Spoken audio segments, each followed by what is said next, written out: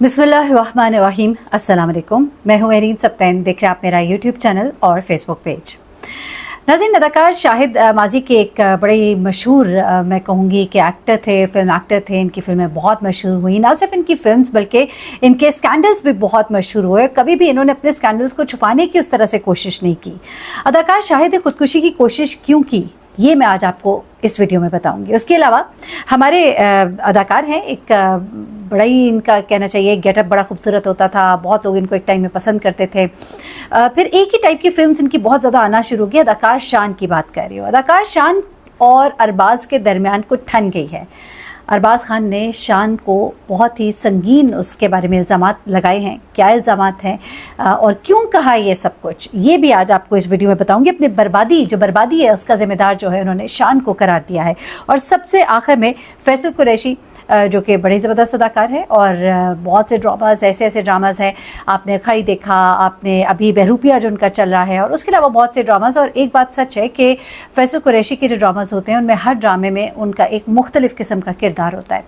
अब फैसल कुरैशी ने एक लाइव शो में नौजवान जो एक लड़की है उसकी बड़ी बेइज्जती कर दी, जिसमें मुझे बड़ा एतराज़ है। ऐसा क्या कह दिया था उस लड़की ने कि वो इतने सीख हो गया, और कहा क्या उसे, ये सब कुछ आज इस वीडियो में आपको जानने को मिलेगा। सबसे पहले अदाकार शाहिद की बात कर लेते जनाब। अदाकार शाहिद जिन्होंने बहुत हिट फिल्म्स दी बाबरा शरीफ के साथ, उनका स्कैंडल तो बहुत ही यानी कि ये ज़ुबान ज़द आम रहा, और फिर वो लंबी गुफ्तगू हो जाएगी, उस तरफ तो हम नहीं जाते। लेकिन वो कहते हैं अदाकार शाहिद कि जब मैंने अपना फिल्मी करियर का आगाज़ किया तो मेरे वालिद को नहीं मालूम था कि मैं फिल्म्स में काम कर रहा हूँ। मैं छुप के जाता था, और जिस दिन मेरे वालिद को पता लगा उस दिन मेरी इतनी पिटाई हुई कि आप सोच भी नहीं सकते। वो ये भी कहते हैं कि एक फ़िल्म थी घराना में एक सीन था जिसे मैंने फ़िल्म बंद कराया, जो मेरे दिल के बहुत करीब था। उसमें एक माँ का इंतकाल होता है। वो कहते हैं मेरी ज़िंदगी में बिल्कुल ऐसे ही मेरे साथ हुआ था।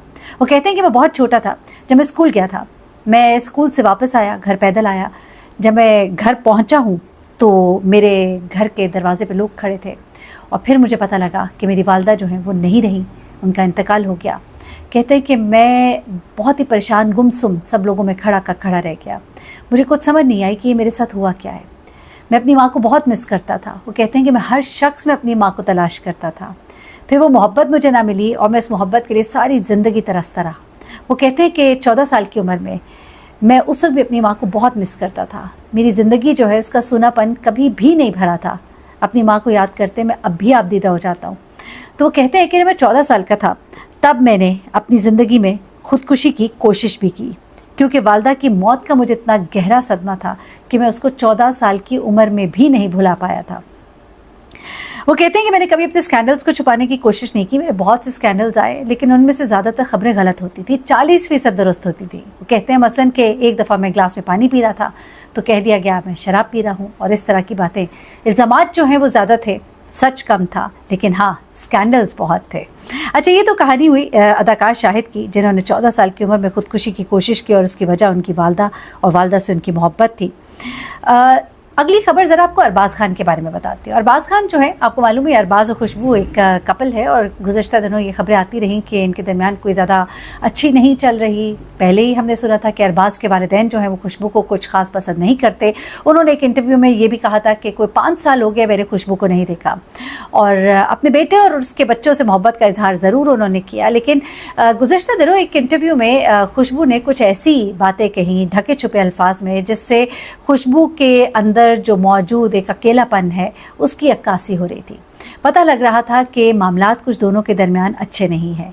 मोहब्बत में धोखा खाना, किसी के लिए बहुत करना, वापस उस तरह ना मिलना, करके भूल जाना, दूसरों से उस तरह से ना मिलना, और अपने अकेले होने और अंदर खालीपन की ऐसी बातें की कि लोगों ने कहा कि जो सुन रहे थे वो शायद दुरुस्त ही था। अरबाज़ और खुशबू में कुछ अच्छी बन नहीं रही। अब अरबाज़ साहब जो हैं वो एक इंटरव्यू में कुछ इल्ज़ामात शान पर लगाते नज़र आते हैं, लेकिन इन इल्ज़ामात का ताल्लुक बिल्कुल भी खुशबू से नहीं है, बल्कि शान की कह लीजिए कामयाबियों से भी है, या शायद अरबाज़ की नाकामियों से है। अरबाज़ जिनका ताल्लुक़ फ़िल्मी घराने से था, तो शान का ताल्लुक़ भी फ़िल्मी घराने से था, लेकिन जो पजीराई शान को एक वक्त में मिली क्योंकि वो खूबसूरत भी थे, हैंडसम थे। अदाकारी की अगर बात की जाए तो शायद अदाकारी में इतने आगे उस वक्त नहीं थे, बल्कि वो खुद भी इस बात को मानते हैं। लेकिन उनका जो एक पर्सनालिटी और वो सब कुछ था उसकी वजह से वो बहुत चल गए। लेकिन अरबाज जो हैं वो भी खूबसूरत थे, लेकिन इतना वो नहीं चल पाए जितना कि शान चले। अब पता नहीं ये आउट ऑफ जेलेसी बात हुई है कि नहीं हुई है, लेकिन उन्होंने शान शाहिद के किरदार पर सख्त तनकीद की है, जो एक वक्त में पाकिस्तानी फिल्म इंडस्ट्री के बड़े सितारे थे और बड़ी बड़ी फिल्म का हिस्सा होते थे और उनका चेहरा देखकर टिकट जो है वो बिका करता था। लेकिन ये अब क्या बताते हैं वो ज़रा सुनिएगा। अरबाज कहते हैं कि इस वक्त जो इंडस्ट्री की हालत है उसकी वजह सिर्फ़ और सिर्फ शान शाहिद है। वो कहते हैं कि उनकी मौजूदगी ही फिल्म की कामयाबी की ज़मानत समझी जाती थी, लेकिन उन्होंने इंडस्ट्री के लिए अपना किरदार अदा नहीं किया। हमेशा ही उन्होंने गैर पेशा वराना रवैया इख्तियार किया। अब इससे हुआ क्या? वो ये कहते हैं कि शान सुबह 10 बजे से शाम 6 बजे की शिफ्ट के लिए बुलाए जाते थे और बुक होते थे, उनकी एक एग्रीमेंट होता था। लेकिन 10 बजे वाली जो सुबह की शिफ्ट शुरू होनी होती थी उसमें वो 3 बजे सेट पर आते थे और सिर्फ 2 से 3 घंटे काम करते थे। उनकी गैर हाजिरी की वजह से फिल्म इंडस्ट्री को नुकसान हुआ। वही जो कैरेक्टर अच्छे से निभाना था, वही जो शूट बहुत अच्छे से करना था, उनकी अनअवेलेबिलिटी की वजह से जो क्वालिटी ऑफ वर्क है वो बहुत ही मुतासर होता था। प्रोड्यूसर्स के लिए बहुत ही एक जहनी आजमाइश होती थी, डेट्स का हमेशा एक मसला रहता था और इसकी वजह से जो फिल्म इंडस्ट्री है उसने बहुत सफ़र किया। उन्होंने कहा कि दरअसल फिल्म इंडस्ट्री की ज़वाल की वजह शान है। उसके अलावा भी उन्होंने बहुत सी बातें की, मैंने कहा चले थोड़ी सी बताते हैं, इतनी भी आग नहीं लगाते।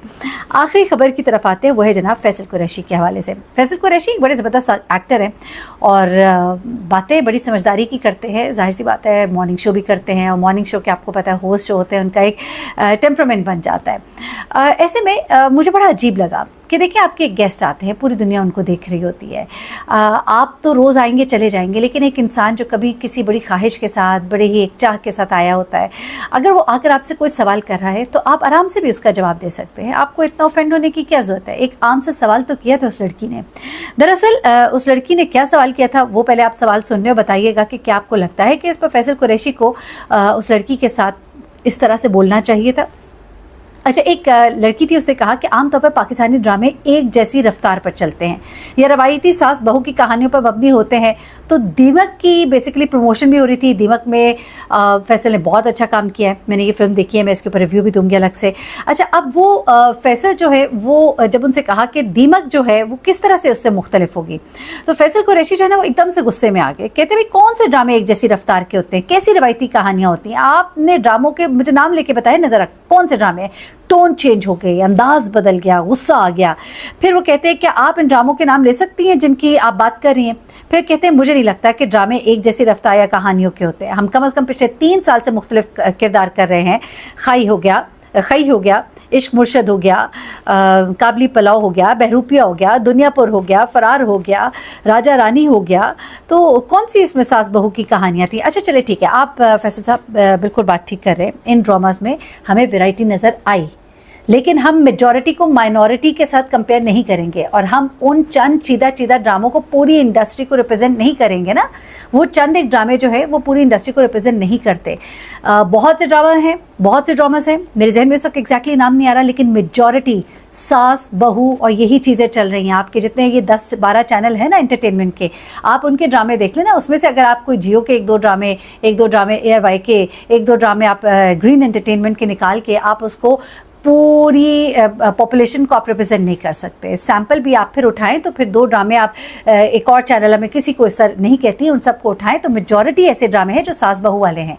वो ऐसे ड्रामे हैं जहाँ पे बहन का घर तोड़ी है, या बहू जो है वो सास को उल्टा लटकाने के चक्करों में है, या सास है वो बहू को उल्टा लटकाने के चक्करों में। ये है, this is a fact. Having said that, आप सही कह रहे हैं। आपको ये लगा कि शायद दीमक को कोई छोटा मिनिमाइज़ किया जा रहा है या कोई आपकी शान में गुस्ताखी हो रही है, बड़ी माज़रत के साथ। That was not the way to answer. Specially आपके गेस्ट, आपके मेहमान आपकी पहचान होते हैं और आपका रवैया, आपका इखलाक आपको रिप्रेजेंट करता है, आपके इदारे को भी रिप्रेजेंट करता है। तो I guess you an apology to her. Anyway, अपना बहुत ख्याल रखिएगा, दुआ में याद रखिएगा। अल्लाह हाफिज़।